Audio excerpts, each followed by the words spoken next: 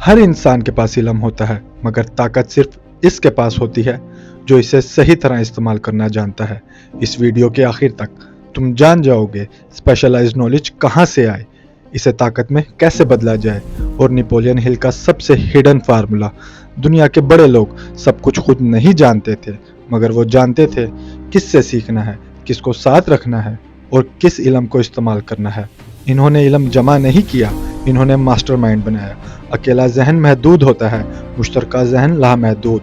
Specialised knowledge तब ताकत बनता है जब अमल के साथ हो, सही लोगों के साथ हो, वाजिया मकसद के तहत हो, वरना इल्म सिर्फ ईगो बन जाता है। Knowledge is only power when it is organised and directed toward a defined purpose.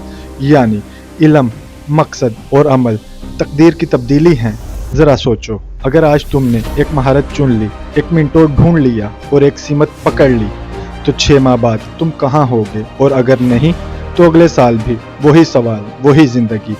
आज ही एक महारत चुनो, इस फील्ड के 3 लोगों को फॉलो करो, रोज सीखो, अमल करो। यही स्पेशलाइज्ड नॉलेज है। अगली वीडियो में मैं वो असूल बताऊंगा जो ख्वाहिश को नाकाबिले रोक ताकत बना देता है।